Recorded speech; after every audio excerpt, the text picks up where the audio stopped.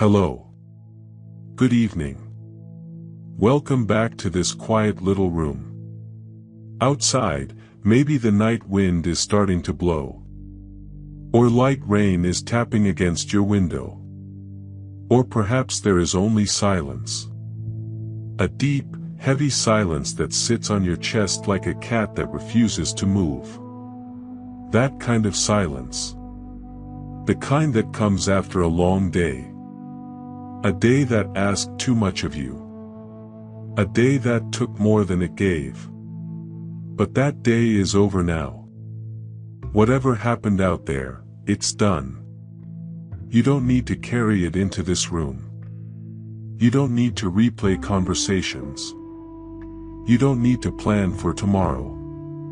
Tomorrow will arrive when it arrives. And when it does, you will handle it. You always do. You have always handled everything that came to you. Every challenge. Every disappointment. Every unexpected turn. You are still here. You are still breathing. You are still trying. That is enough. But right now is not for trying. Right now is not for handling. Right now is not for planning or replaying or worrying. Right now is for sleeping. Tonight we're going somewhere different. Somewhere far from here. We're staying in America. But a different America than last time. Last time, we visited George Washington at Valley Forge, where he stood beside his soldiers in the snow and refused a crown. Before that, we sailed with the Mayflower and met Squanto, who chose kindness after losing everything. Tonight, we're moving forward in time again. About 50 years after Washington's death. The year is around 1820. The place is New York State.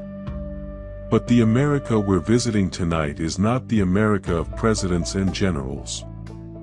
It is not the America of battlefields and declarations. Tonight, we're visiting the America of those who had no voice. The America of those who were owned by others. Sold like furniture. Separated from their children. Told that they were nothing. Tonight's story is about a woman who was born into that America. She did not know her birthday. She did not know her parents' real names. She was sold 3 times before she was 13 years old. She could not read. She could not write. The world told her she was less than human. But she did not believe them. She walked away from slavery with her baby in her arms, through the snow, with no food and no map, following only the North Star. And when she was free, she changed her name. She called herself Sojourner Truth. Sojourner means someone who stays in a place for only a short time. Truth means what it sounds like. She walked and she told the truth. And people listened. Not because she was famous. Not because she was rich. Not because she had power. They listened because when she spoke, something in her voice made them stop. Made them think. Made them feel. She could not read a single word. But she understood something that many educated people never understand. She understood that the truth does not need a degree. The truth does not need permission. The truth only needs someone brave enough to speak it. Before we go any further, let's settle in. Find the position that feels best for your body tonight. Maybe on your back, with your arms at your sides, palms up, open like you are receiving something. Maybe on your side, with a pillow between your knees, curled like a sleeping cat. Maybe on your stomach, face turned to one side, one leg bent, the blanket pulled up to your ears. There is no wrong way to sleep. Your body knows what it needs. It has been carrying you all day. Carrying your weight. Carrying your worries. Carrying the tension you did not even know you were holding. Now it is time to let your body rest. To let your body be carried for a while. By the bed. By the blanket. By the darkness. By this voice. Now. Take a breath in. A slow breath. Through your nose if that is comfortable. If your nose is stuffy, through your mouth is fine too. There is no wrong way to breathe either. Just breathe. Fill your lungs from the bottom up. Like pouring water into a glass. Let your belly rise first. Soft and round. Then your ribs. Expanding sideways like the wings of a bird. Then your chest. Lifting gently toward the ceiling. Now hold it. Just for a moment. 1, 2, and release. Let the air leave through your mouth. Not pushing it out. Not forcing it. Just letting it go. Like a sigh. Like you have been holding something all day, a word you did not say, a tear you did not cry, and now you are finally allowed to put it down. Again. Breathe in. Slowly. Notice how the air feels. Is it cool? Warm? Does it have a smell? Maybe the faint scent of your pillow. Your blanket. Your own skin. These small, ordinary smells.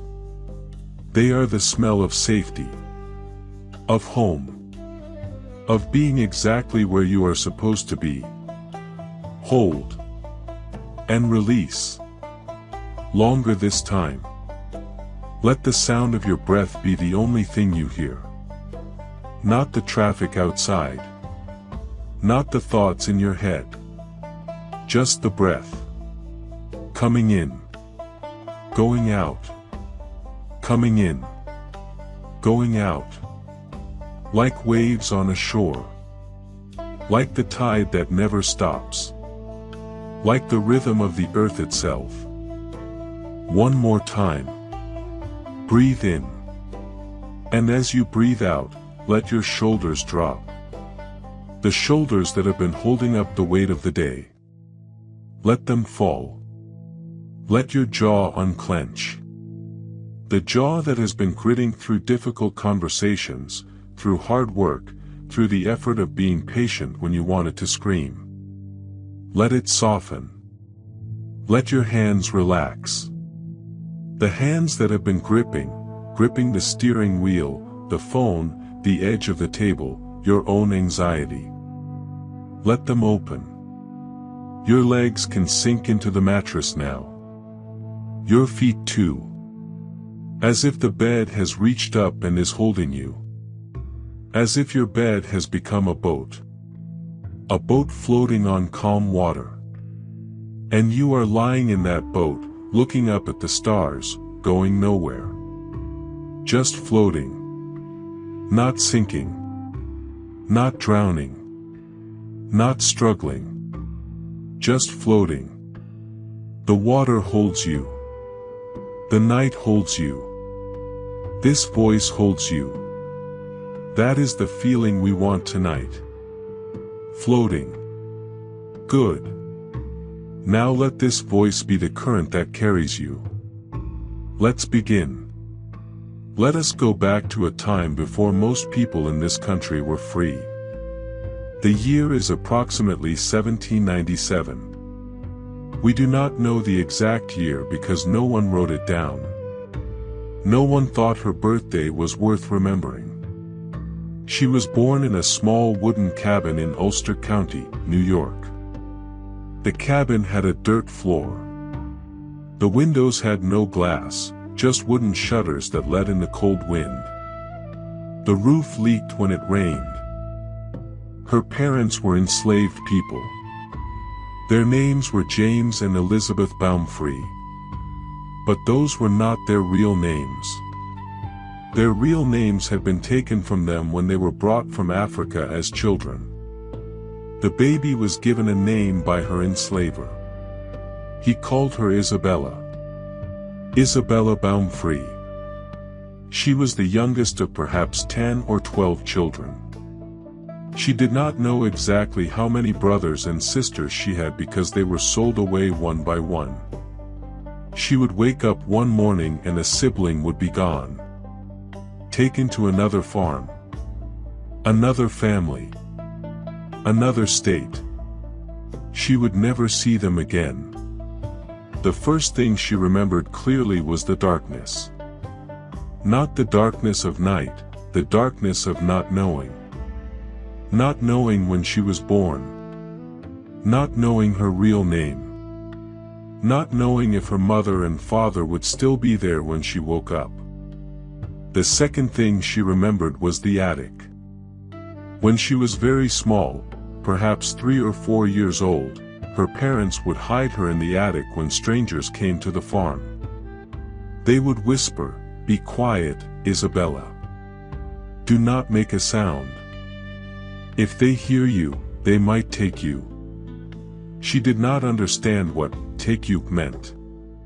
But she saw the fear in her mother's eyes. So she stayed quiet. She pressed her small hand over her mouth and listened to the footsteps below. The voices of men she did not know. The sound of things being discussed. Money changing hands. And then the footsteps would leave. And her mother would come to get her. And her mother would hold her and cry, but she would not explain why. Isabella learned early that the world was not safe for people like her. She learned that she was not a person in the eyes of the law. She was property. She was an it. She could be bought. She could be sold. She could be taken from her mother, and no one would stop it. She learned these things not because someone told her. She learned them because she lived them.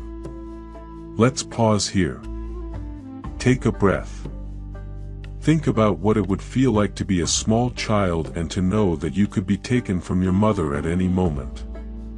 To know that your mother could not protect you. To know that the law was on the side of the people who wanted to take you. That was Isabella's childhood. Not toys. Not birthday parties. Not bedtime stories. Just fear. Just hiding. Just waiting for the next time someone came to take someone she loved. Breathe in. Let that feeling sit with you for a moment. Breathe out. And let's continue. When Isabella was about 9 years old, the thing she had been fearing finally happened. A man came to the farm. He spoke to her enslaver. Money changed hands. And Isabella was sold. She was sold away from her parents. She did not understand what was happening. She only knew that a stranger was taking her hand and pulling her toward a wagon. She looked back at her mother. Her mother was standing in the doorway of the cabin, her hands over her face, her shoulders shaking. Isabella screamed. She tried to run back. But the man held her arm. "Stop crying," he said. "You belong to me now." Those words stayed with her for the rest of her life. You belong to me now. She did not belong to herself. She did not belong to her mother. She belonged to a stranger who had paid money for her. The wagon pulled away. The cabin grew smaller and smaller. Her mother grew smaller and smaller. And then the trees hid the cabin from view. Isabella stopped screaming. She sat in the wagon, silent, tears running down her cheeks, and watched the road disappear behind her. She was 9 years old. Her new enslaver's name was John Neely. He spoke only Dutch. Isabella did not know Dutch. She spoke only English. They could not understand each other. When she did not do what he wanted, he beat her. Not just spanking. Beating. With sticks. With whips. With whatever was in his hand. She learned to understand his commands not through words but through pain. If he shouted and pointed, she learned to move. If she moved too slowly, she learned what happened next. She lived with the Neely family for about a year. It was the worst year of her childhood. But even in that darkness, something in her refused to break. She would lie on her straw pallet at night, her body bruised, her stomach empty, and she would talk to God. She did not know if God was listening. She did not know if God existed in the way the white people said. But she talked anyway. "Please," she whispered. "Please help me. Please don't let me die here. Please let me see my mother again."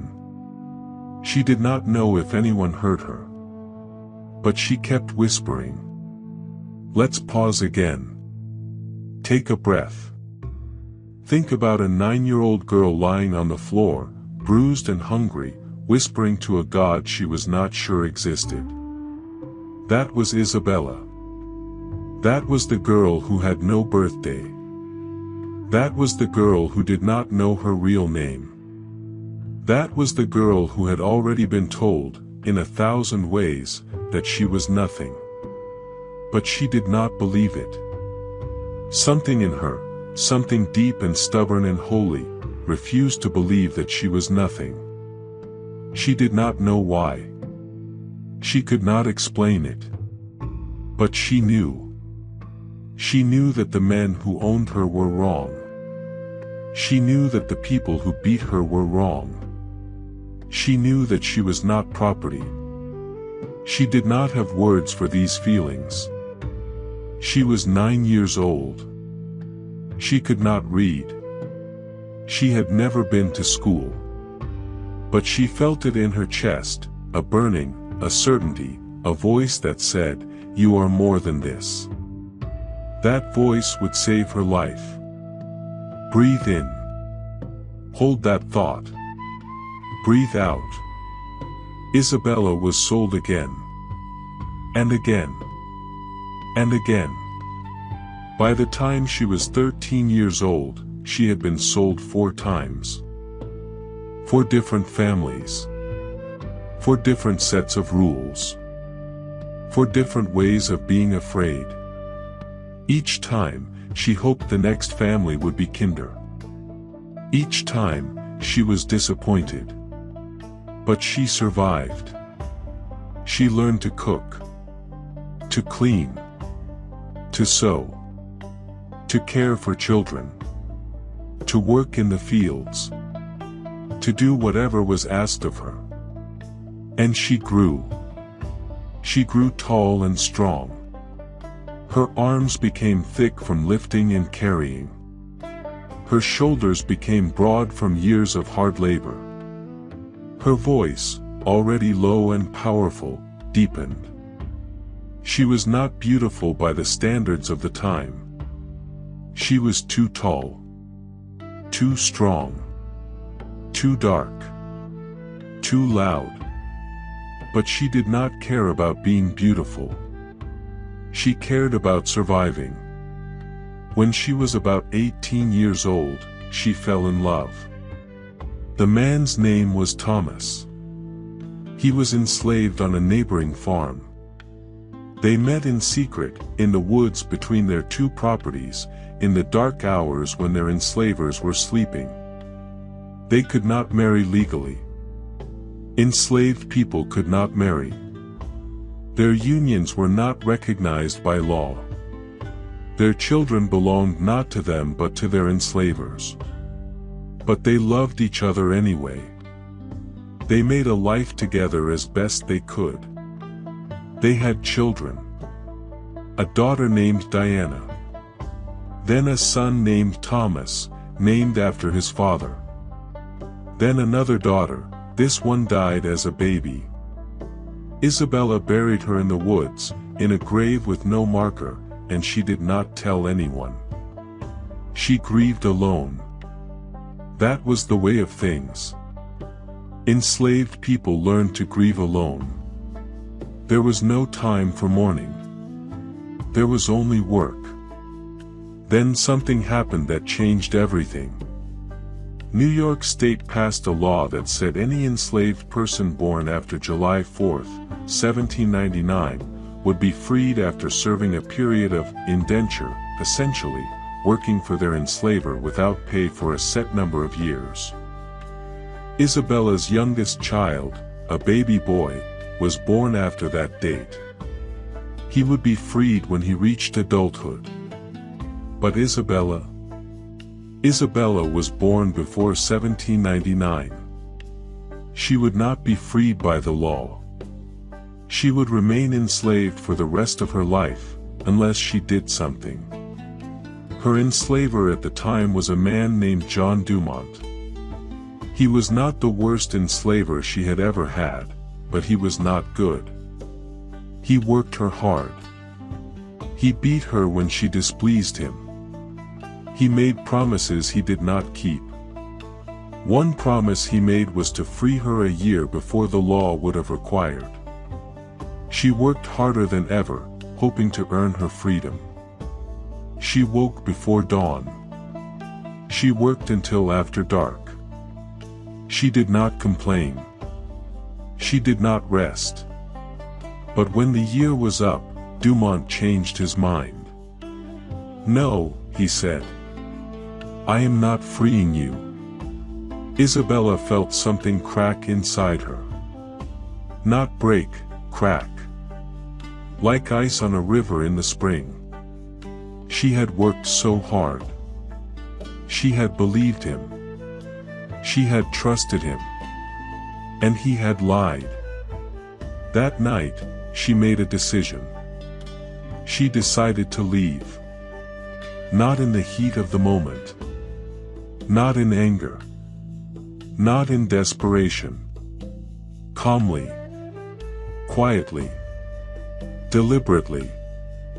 She decided that she would not be his property anymore. She would not wait for him to change his mind. She would not beg for what should have been hers all along. She decided to take her baby, her youngest, the one who would be freed by law, and walk away. She had no money. No food. No map. No plan. But she had something else. She had that voice inside her, the one that had been whispering to her since she was a little girl hiding in the attic. "You are more than this." She believed it. So, on a cold night in 1826, when the snow was falling and the wind was howling, Isabella wrapped her baby in a blanket, put him on her shoulder, and walked out the door. The baby was not quite a year old. His name was Peter. He was small and thin and not very strong. He had been sickly since birth. Some of the other enslaved women whispered that he would not live. Isabella ignored them.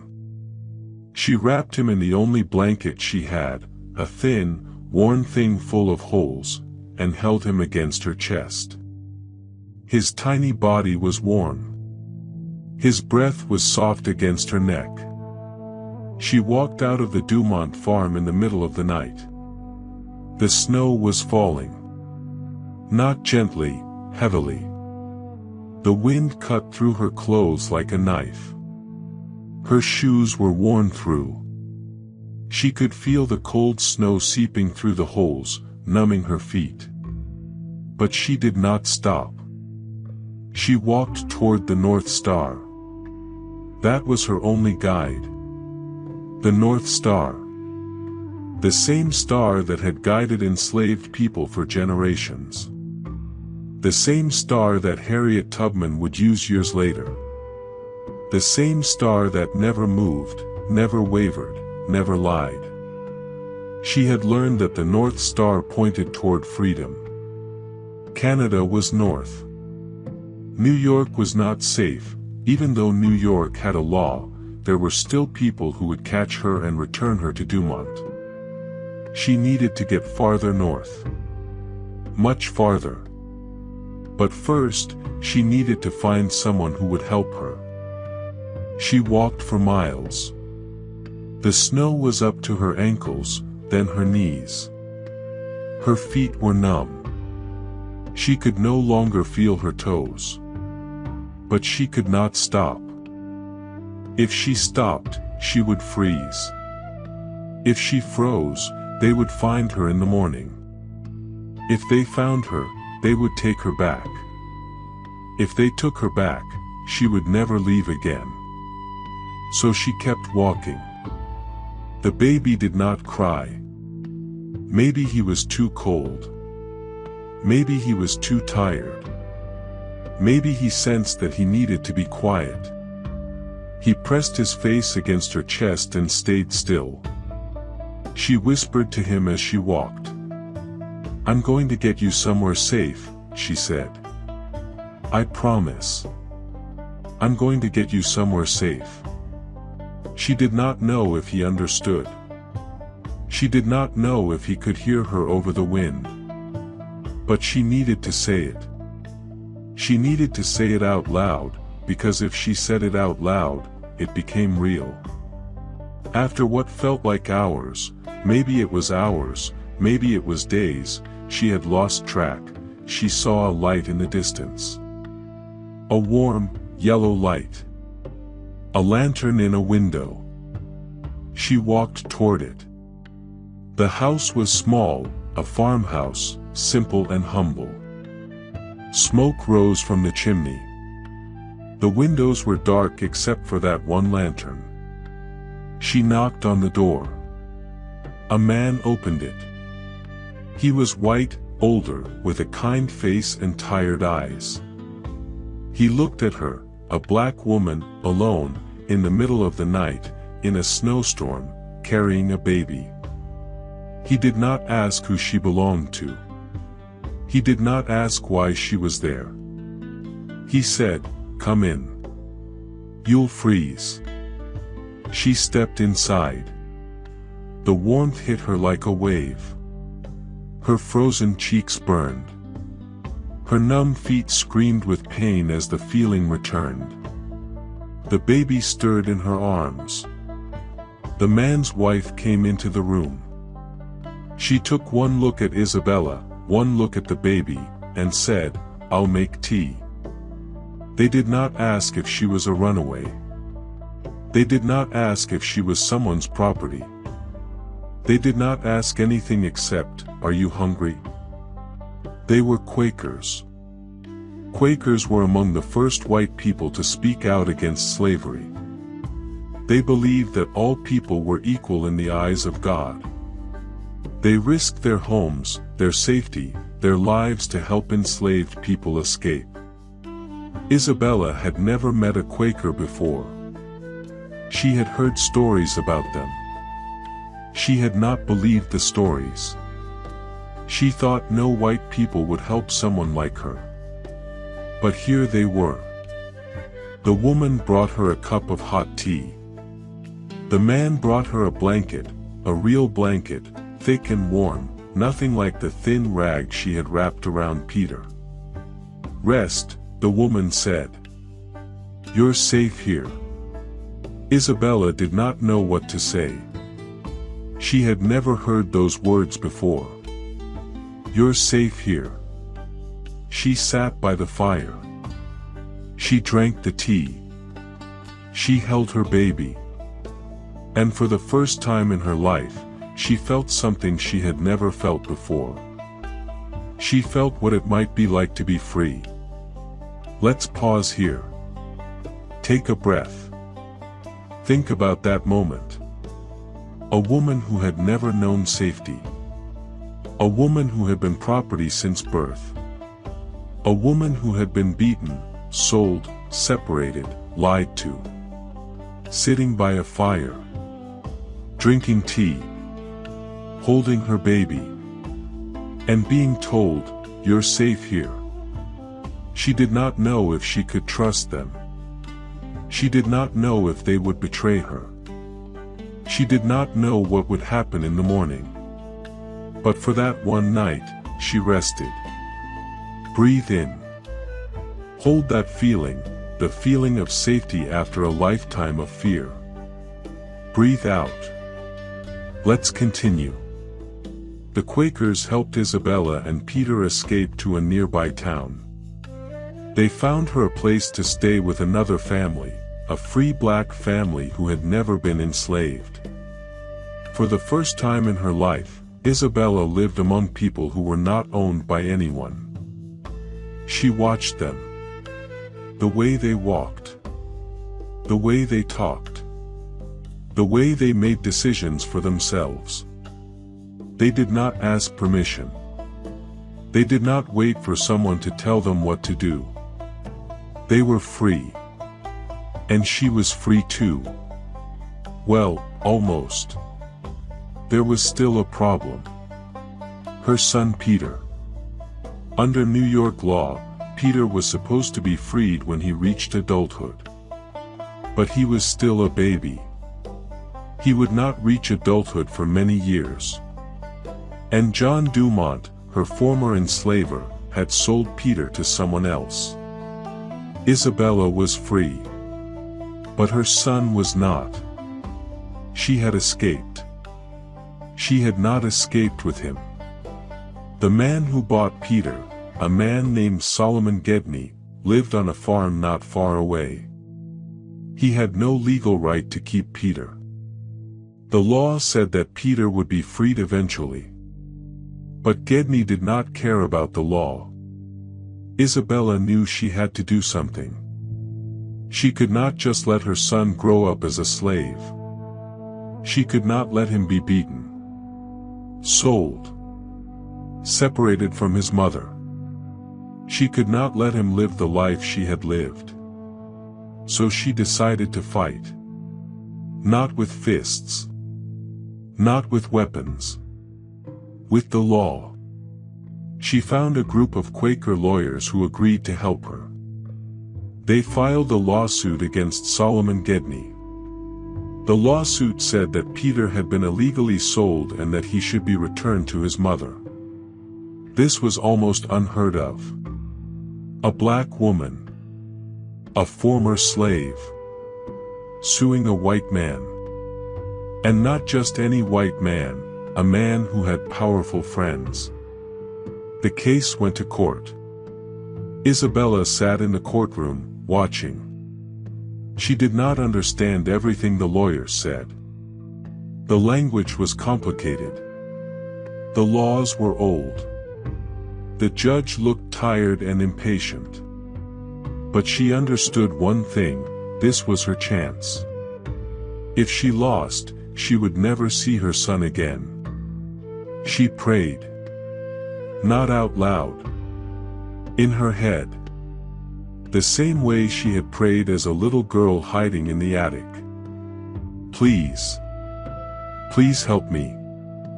Please do not let them take my son. The trial lasted for months. But the court ruled in Isabella's favor. Peter was returned to her. She held him in her arms and cried. She did not care who saw her. She did not care if they thought she was weak. She had her son. That was all that mattered. After the trial, she moved to New York City. She found work as a housekeeper. She attended church. She listened to preachers. She began to pray in a new way, not begging, not pleading, but talking. Like a friend. And something began to change inside her. She began to feel that God was calling her to do something. Not just live. Not just survive, but do something. One day, she heard a voice. Not an auditory hallucination. Not a ghost. Something deeper. Something that felt like it came from the center of her being. The voice said, "Go east. Speak the truth." She did not know what that meant. Go east? Where east? Speak what truth? But she listened.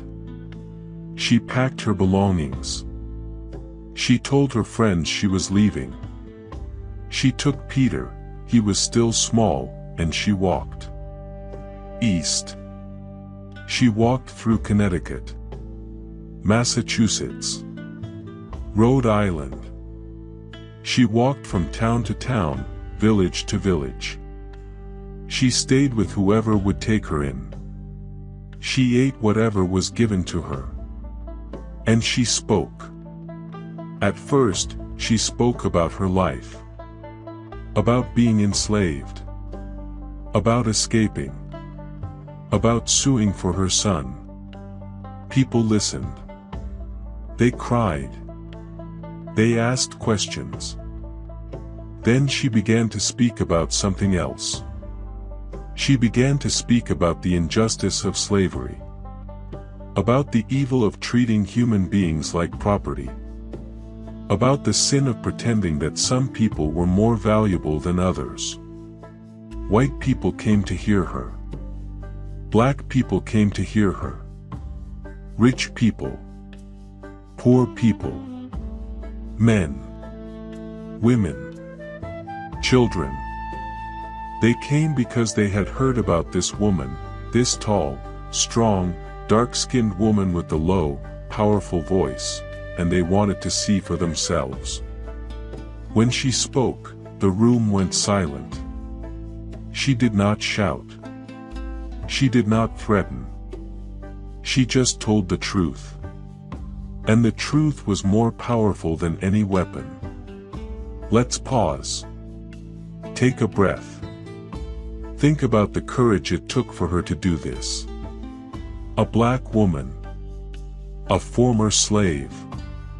Illiterate. Speaking to rooms full of white people who could have her arrested, beaten, killed. She did it anyway. Because she believed that the truth was stronger than fear. Breathe in. Hold that thought. Breathe out. In 1851, Sojourner Truth, she had changed her name by now, she was no longer Isabella, she was Sojourner Truth, attended a women's rights convention in Akron, Ohio. The convention was held in a church. The church was packed. Hundreds of people had come to hear the speakers. The speakers were mostly men. They stood at the podium and talked about women's rights. They talked about how women were weaker than men. How women were less intelligent than men. How women should not be allowed to vote because they would not understand the issues. Sojourner sat in the back of the church. She was not on the list of speakers. No one had invited her to speak. But she had something to say. She waited. She listened. She watched the men at the podium talk about what women could not do.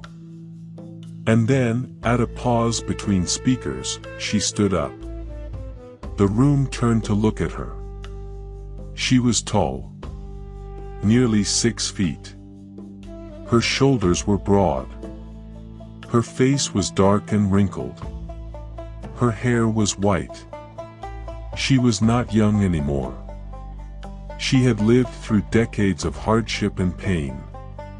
But her eyes were bright. Her voice was low and strong. She walked to the front of the church. She climbed the few steps to the podium. She turned to face the crowd. And she began to speak. Her voice filled the room. She did not need a microphone. She did not need to shout. Her voice was naturally deep, naturally powerful. "Children," she said, she called everyone children, even the old men, "I have something to say." The room was silent. "Some of you say that women need to be helped into carriages and lifted over ditches. That women are weak. That women cannot think for themselves." She paused. She looked around the room. "But look at me. I have plowed. I have planted. I have gathered crops into barns. No man ever helped me into a carriage.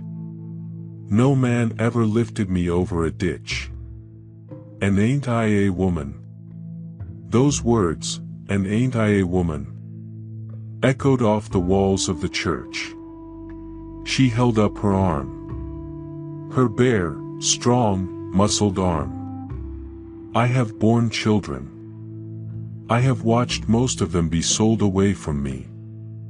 And when I cried out as a mother, no one but Jesus heard me. And ain't I a woman?" The women in the room began to weep. The men looked at their shoes. She kept going. If the first woman God ever made was strong enough to turn the world upside down all alone, then these women together ought to be able to turn it back and get it right side up again. She paused. "Now, is that not what you asked me to speak about?" No one answered.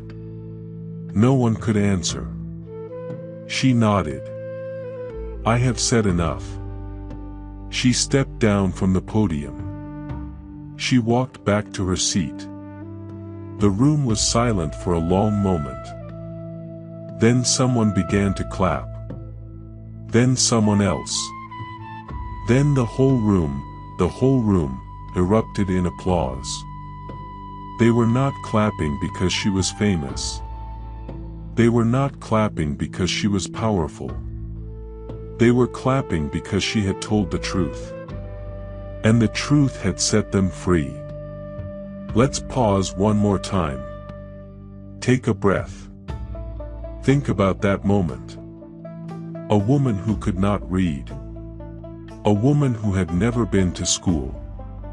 A woman who had been sold like furniture, beaten, separated from her children, told her whole life that she was nothing. Standing in front of a room full of educated people. And making them silent. Not with fancy words. Not with logical arguments. Not with credentials or degrees. With the truth. Breathe in. Feel the power of that moment. Breathe out. Sojourner Truth spent the rest of her life traveling and speaking. She met presidents. She met abolitionists like Frederick Douglass. She met women's rights leaders like Susan B. Anthony. She never learned to read. She never learned to write. She dictated her life story to a friend, who published it as a book. She sold copies of the book to raise money. She died in 1883, at her home in Battle Creek, Michigan. She was probably about 86 years old. No one knew for sure. She still did not know her birthday. But she knew who she was. She was Sojourner Truth. She was a woman who walked toward freedom. She was a woman who told the truth. And she was a woman who refused to believe that she was nothing. Now, we are almost at the end of tonight's story. But before we truly dock at the shore of sleep, I want to ask you something. Not a heavy question. Not a question that needs an answer. Just a small question you can carry into your dreams. What voice inside you is telling you that you are not enough? That you are too old, too young, too poor, too uneducated, too different, too quiet, too loud, too much, Not enough. Where did that voice come from? Who put it there? And what would happen if you stopped believing it? Sojourner Truth had every reason to believe she was nothing.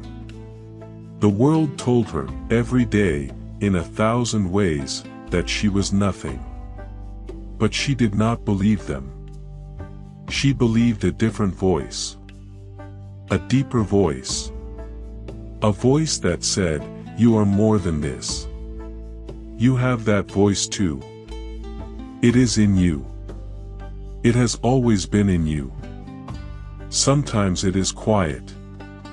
Sometimes it is hard to hear. But it is there. Listen for it. It will tell you the truth. Let's bring the story all the way home now.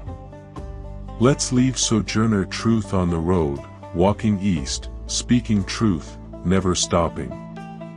Let's leave her voice echoing in the church in Akron, Ohio, where she asked, "And ain't I a woman?" And let's come back to this room. This quiet little room. Where you are lying in your bed, under your blanket, with your head on your pillow. Where the only sound is your breath, and my voice, and the soft silence between words. Where the only task is to rest. Where the only destination is sleep. Take a final breath. In. Slowly.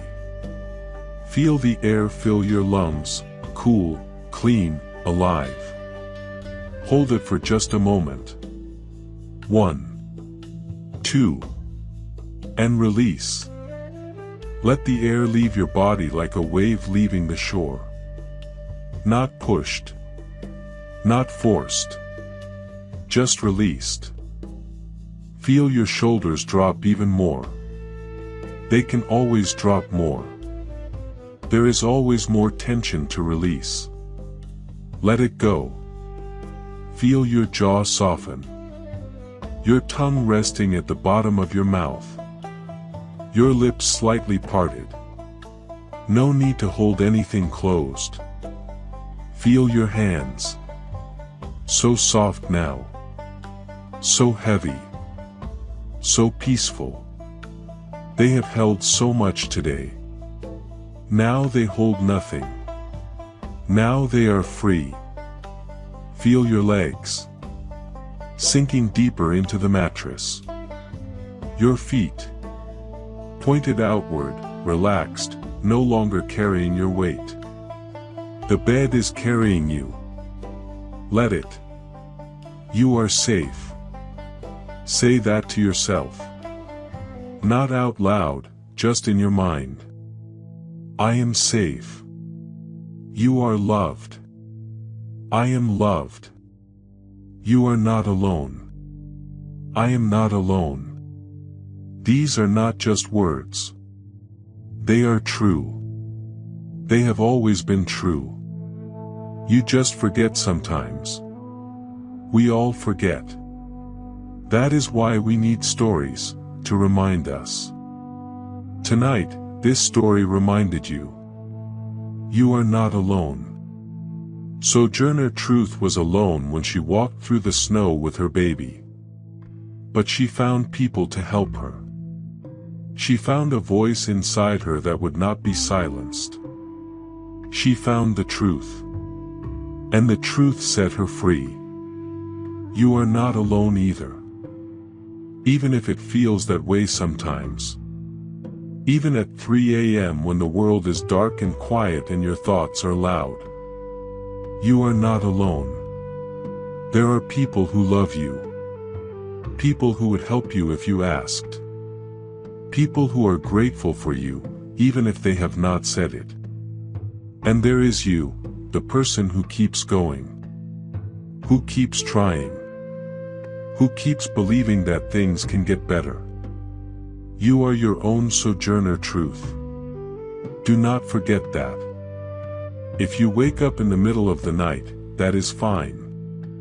Do not fight it. Do not stare at the ceiling and worry about how many hours of sleep you have left. Just turn over. Fluff your pillow. Close your eyes again. Sleep will come back. It always does. If you dream of walking through snow with a baby in your arms, that is fine too. Let the dreams come. They cannot hurt you. If you do not remember anything tomorrow morning, not the story, not the questions, not the affirmations, that is more than fine. Your body remembers. Your nervous system remembers. The calm you feel tonight will still be with you tomorrow, even if you do not know why. That is how sleep stories work. They do their work in the background, like roots growing underground, like corn sprouting in the dark. You do not need to remember. You just need to rest. Now. One more time. Close your eyes. If they are already closed, close them tighter for just a second, then let them relax. Feel the darkness behind your eyelids. Not empty darkness, warm darkness. Soft darkness. The kind of darkness that holds you, like water holds a floating body. Listen. Just listen. To the silence. To your breath. To the distant sound of your own heartbeat. Be a dum, be a dum, be a dum, slower now, softer now, like a lullaby, like a drum calling you home. Sojourner Truth is at peace. She walked her last mile long ago. She spoke her last word. She told her last truth. But the truth she told did not die with her. It is still here. It is in this story. It is in you. You are more than this. You are not nothing. And ain't you a human being? Yes. You are. Good night. Sleep well. Let the sleep come not as something you do, but as something that happens to you, like the snow falling, like the North Star shining, like a woman walking through the dark toward freedom. No effort. No struggle. Just rest. You have earned it. You have earned it 1,000 times over. Rest now. We will meet again. In another story. From another land. Another night. Maybe we will go back to George Washington at Valley Forge. Maybe we will return to the Mayflower and Squanto. Maybe we will visit Sojourner Truth again, on another road, speaking another truth. Or maybe we will go somewhere new, to Harriet Tubman's Underground Railroad, to Abraham Lincoln's log cabin, to Thomas Edison's workshop, to the moon with Neil Armstrong. There are so many stories. So many nights. So many chances to rest, to listen, to float. But that is for another time. For now, there is only this. This room. This bed. This breath. This sleep. You are safe. You are loved. You are not alone. Good night. Sleep well. And until we meet again, just sleep.